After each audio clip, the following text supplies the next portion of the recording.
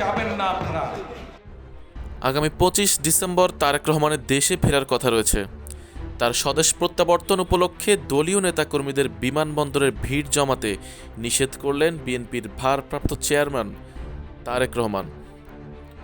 মঙ্গলবার যুক্তরাজ্য সময় বিকেল 5টায় লন্ডনের সিটি প্যাভিলিয়নে অনুষ্ঠিত মহান বিজয় দিবস উপলক্ষে কর্মসূচিতে এই নির্দেশনা দেন তিনি বলেন, দয়া করে আমি দেশে ফেরার দিন কেউ এয়ারপোর্টে এসে ভিড় জমাবেন না।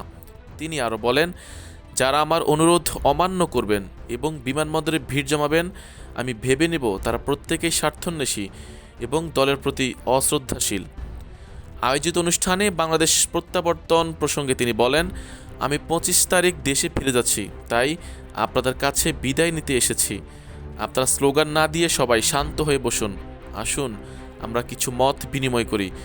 যুক্তরাজ্য বিএনপি আয়োজিত আলোচনায় অংশ নিয়ে এভাবেই কথা বলছিলেন বিএনপির ভারপ্রাপ্ত চেয়ারম্যান তারেক রহমান।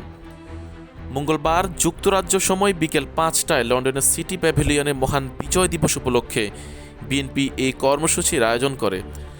আলোচনা সভায় যুক্তরাজ্যে অবস্থানরত বিএনপি ও অঙ্গ সংগঠনের বিপুল সংখ্যক নেতাকর্মী উপস্থিত ছিলেন। এ সময় তারেক রহমান গুরুত্বপূর্ণ দিক নির্দেশনামূলক বক্তব্য দেন।